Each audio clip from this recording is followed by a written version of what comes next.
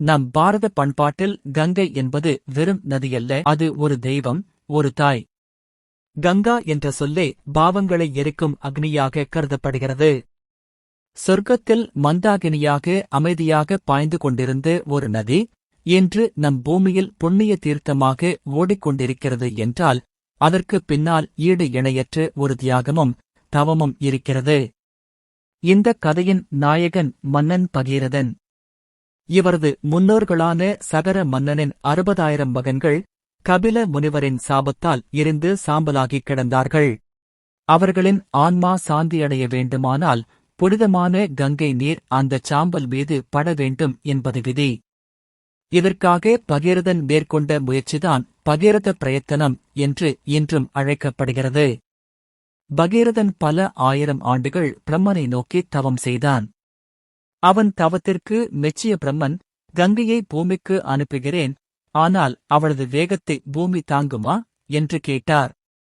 கங்கை வானிலிருந்து விழும் வேகத்தில் பூமி பிளந்து பாதாளத்திற்கு சென்றுவிடும் என்று அஞ்சப்பட்டது.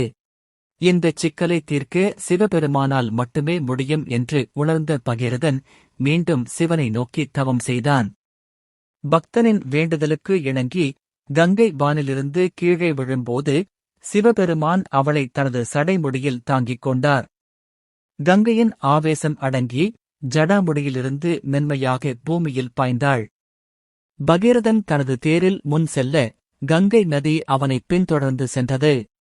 வழியில் ஜகுனு முனிவரின் யாகத்தை சிதைத்ததால் அவர் கங்கையை விழுங்க, மீண்டும் பகீரதன் வேண்டுகோளுக்கிணங்க அவர் காது வழியாக கங்கையை வெளியே விட்டார். இறுதியில் தன் முன்னோர்களின் சாம்பல் மீது கங்கையை பாயச் செய்து அவர்களுக்கு நற்கதியை தேடித் தந்தான் பகீரதன். வைகாசி மாத வளர்பிறை 10ஆம் நாளில்தான் கங்கை பூமிக்கு வந்ததாக கருதப்படுகிறது.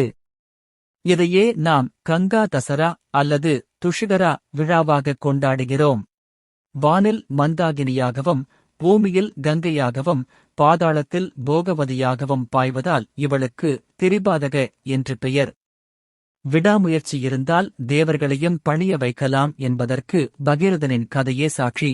பகீரதனின் அயராத உழைப்பினால் பூமிக்கு வந்த கங்கை இன்றும் கோடிக்கணக்கான மக்களின் பாவங்களைப் போக்கி வாழ்வளித்து வருகிறாள்.